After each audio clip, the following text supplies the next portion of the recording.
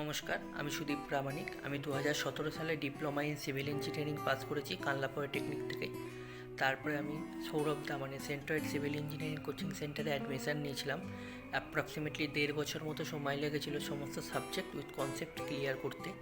During that time I completed an apprenticeship training in Indian Oil Corporation Limited and also gained an opportunity to join as a junior engineer on contractual basis in West Bengal Police Housing.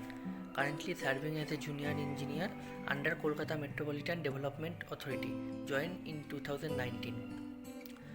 আমার মতে centroid civil engineering coaching centre খুব একটা ভালো জায়গা যারা civil ইঞ্জিনিয়ারিংয়ের competitive এক্সামের জন্য প্রিপারেশান নিচ্ছে। আমার জুনিয়র বা বন্ধুদের কাছে আমার একটাই অনুরোধ, তারা যে পড়াশোনাটা করছে সেখানে শর্ট কোশ্চেনটা লাগবে তাদের রিটেন ক্লিয়ারের জন্য, বাট কনসেপ্ট ক্লিয়ার যদি থাকে তবে তারা ইন্টারভিউয়ে ক্লিয়ারেন্স পাবে। নমস্কার।